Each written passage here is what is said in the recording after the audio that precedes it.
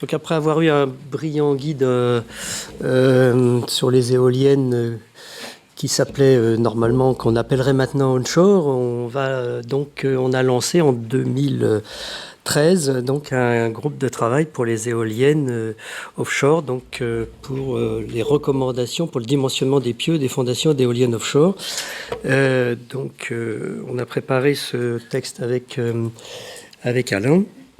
Alors, je fais comment? Non, c'est là, c'est pas ça. C'est celui-là? Ah, c'est celui-là. Voilà, j'étais pas dans le bon sens. Donc,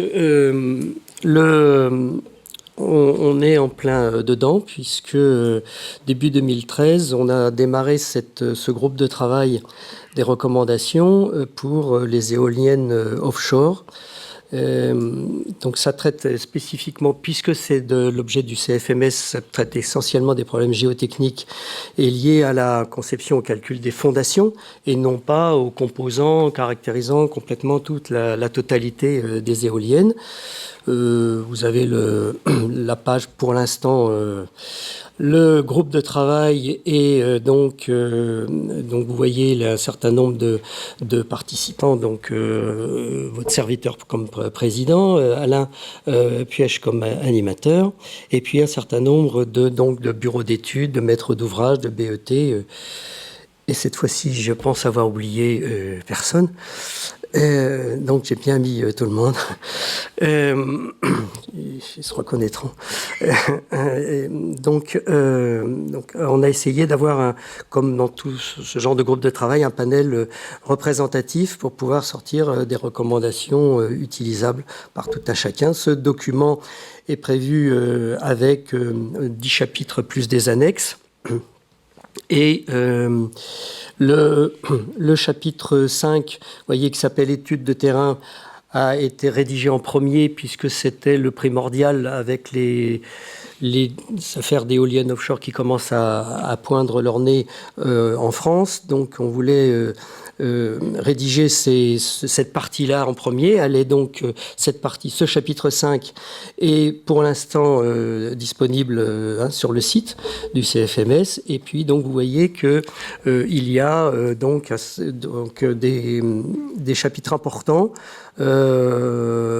concernant plus particulièrement chapitre 4 les charges, le chapitre 7 les sollicitations, les paramètres de projet et profils de dimensionnement, et puis donc 3 chapitres concernant les dimensionnements liés aux ouvrages proprement dits de fondation concernant donc les éoliennes offshore, et on va regarder plus particulièrement là ici évidemment les ouvrages de fondation profonde sous le vocable de deux appellations, donc les monopieux ou les pieux que vous voyez représentés schématiquement dans ces petits dessins ici, donc avec vous voyez les monopieux qui sont représentés ici, et les pieux de plus petit diamètre sous donc des multipodes concernant donc le fût, et puis ensuite l'éolienne qui est ici, donc avec la prise en compte, les sollicitations sont caractérisées comme vous voyez là par essentiellement des efforts verticaux, compression, traction, des efforts horizontaux, et puis des moments de renversement, et rarement des moments de torsion, mais pas représentés sur le dessin qui est ici. Donc, pour revenir sur donc nos éléments de fondation, donc les deux grandes familles concernent donc les monopieux ou les multipodes, ou les pieux pour multipodes. Donc les monopieux, c'est considéré comme donc une extension du fût de l'éolienne qui se prolonge dans le sol de fondation, et ce sont, comme on a déjà dit ce matin, donc des pieux des tubes de grand diamètre, puisque c'est 4, 7 mètres, voire jusqu'à 8 mètres possiblement, avec des élancements plutôt faibles, et donc qui sont principalement, jusqu'à présent, ce qui a été fait, plutôt mis en place par battage, avec de temps en temps un peu de forage, mais plutôt mis en place par battage. Et comme le représente très schématiquement le petit dessin qui est ici, là, donc il a plutôt une déformation sous la forme d'un caisson rigide. Donc on va le voir après, juste après comment on va prendre en compte ce comportement, alors que pour les pieux, pour les multipodes, pour les jaquettes et autres, donc ce seront plutôt des tubes métalliques d'un mètre à 50 à 3 mètres de diamètre, mais qui ont donc un élancement beaucoup plus important et qui auront un comportement flexible et qui sont dans la technologie, disons, offshore, mis en place essentiellement par battage. Mais on verra que, et dans le comportement des sols français, on va peut-être être amené à plutôt aussi regarder des problématiques de forage. Donc, qu'il va falloir dimensionner plus particulièrement, il faut regarder les précautions particulières. Et puis, ces éléments de pieux pour multipodes, ils sont aussi utilisés pour tout ce qui s'appelle sous-station, parce que quand on fait un champ d'éoliennes, il n'y a pas que des éoliennes, il y a autre chose qu'il faudra aussi un peu regarder, qu'on a la volonté de regarder dans le groupe de travail également. Donc, comme il a été également dit ce matin, on a récupéré, puisqu'on n'est pas parti pour faire les recommandations sur les éoliennes offshore, on n'est pas parti de zéro, on est bien évidemment parti de ce qui existait déjà, donc de ce qui existait dans l'industrie pétrolière, avec le rappel des différentes éléments de base de la bonne lecture, donc l'ISO, API, etc., plus tout ce qui était dans les éoliennes, dans l'industrie des éoliennes, se sont développés avec, donc, comme l'a dit Alain ce matin, donc les documents mariés, la DNVGL de 2000, récent, de 2016, les documents allemands, BSH, donc, qui concernent donc ces éléments. On a pris tout ça, capitalisé toutes ces recommandations internationales, mais évidemment, puisqu'on veut sortir un document national, on veut donc couvrir aussi les problématiques liées au type de sol spécifique rencontrés sur le plateau continental français, qui ne sont pas forcés que les autres ont pu regarder ça d'un peu près. Et donc, on veut parler, entre autres, des craies, mais il n'y a pas que. Il y a les marnes, les calcarénites. Et puis également, on veut s'attacher aussi à proposer un certain nombre de recommandations, dimensionnements, enfin, appelons-le comme on veut, concernant donc le recours aux pieux forés, qui ne sont pas toujours parfaitement décrits dans les documents qu'on a vus avant. Et puis, on veut également se servir de l'expérience acquise qu'on a plutôt à terre, et puis ne pas non plus avoir un gap complet, total, entre le dimensionnement qu'on pourrait faire à terre et puis le dimensionnement qu'on pourrait faire un petit peu plus loin parce qu'on est dans l'eau. Donc on voudrait donc harmoniser ces approches.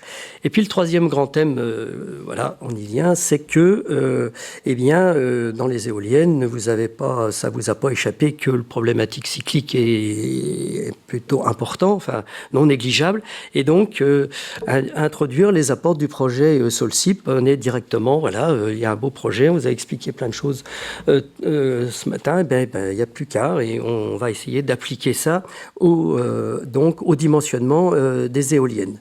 Les aspects spécifiques comportant les rejetants et autres, c'est donc Elisabeth qui fera l'exposé juste après, hein. Donc le petit aspect qu'on avait voulu développer sur ça sera développé. Et donc moi je vais regarder donc les contributions du projet Solcip dans la procédure. Et comme on l'a vu ce matin, comme expliqué par Alain, et donc on démarre depuis le début. Et en fait, donc, on va regarder l'application au traitement des charges cycliques.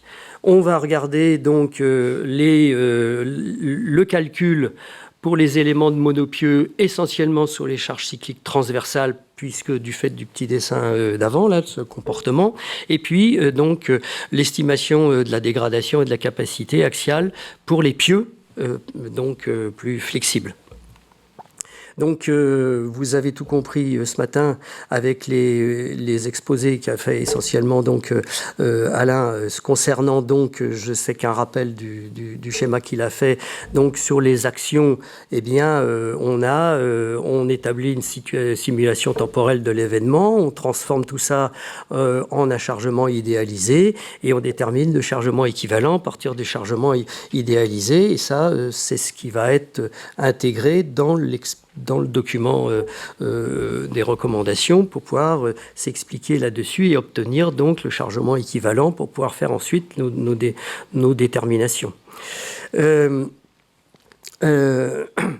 Ensuite, concernant donc les monopieux, eh bien, donc on a dit c'est conditionné par le respect de critères très sévères sur les rotations ou les déplacements, donc essentiellement à long terme. Donc, les chargements cycliques ont plutôt un effet secondaire sur les capacités verticales, puisque le pieu, l'énormité de l'élément est plutôt surdimensionnée vis-à-vis de la capacité verticale. Mais la justification principale porte sur l'estimation des déplacements rotation sous l'effet d'un grand nombre de cycles en conditions de service ELS. C'est ça qui va être primordial, parce que quand même au bout de ce fût et autres, là-bas, on met un truc qui tourne, c'est pas toujours très facile à regarder tout ça. Et donc l'approche mise en œuvre consiste à relier le déplacement sous un cycle au déplacement du premier cycle. On vous a expliqué ça avec les différentes lois, et on a proposé de ne retenir que la méthode globale pour donc les monopieux, comme elle a été proposée, expliquée tout à l'heure, avec le schéma, et donc avec, comme vient de le montrer Jacques, donc avec la détermination donc du H, de la nécessaire détermination du H limite, qu'on va avoir avec les 100% et les 50%, et donc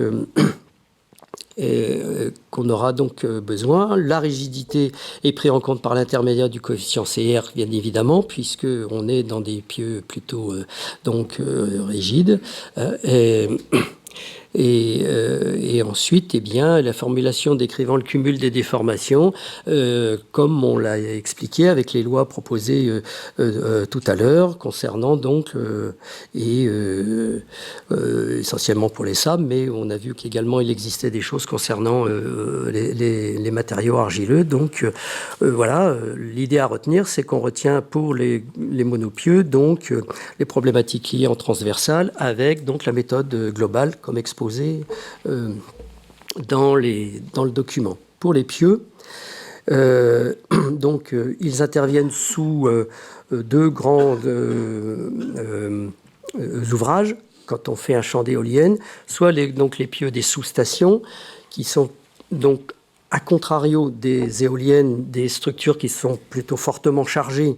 Donc le QC cyclique sur le QM moyen est plutôt modéré, donc le dimensionnement à partir des approches offshore traditionnelles sera le principe, puisque la charge verticale est prépondérante, alors que pour les fondations des éoliennes, justement puisqu'on manque de charge verticale plutôt, donc on aura une forte valeur de QC sur QM et donc le dimensionnement cyclique restera bien évidemment indispensable, et donc toute la procédure qui a été exposée, que je ne remets pas là, mais qui a tout été réexposée concernant donc les charges axiales définies ce matin, cet après-midi et autres, donc tout ça sera repris, réexposé et appliqué, je dirais, directement dans les recommandations. Et puisque tout le monde est là, je voulais faire un petit aparté, juste 30 secondes et demie. Voilà, j'ai presque... je suis bon. Et donc, je voulais vous rappeler que sur le site de la FPS, donc, a été publié il y a quelques jours, donc, le cahier technique numéro 38, qui s'appelle donc le guide des pieux, dimensionnement des pieux en zone sismique pour les bâtiments à risque normal. Donc, il est en accès libre, en PDF, 232 pages, gratos. Voilà. Merci beaucoup.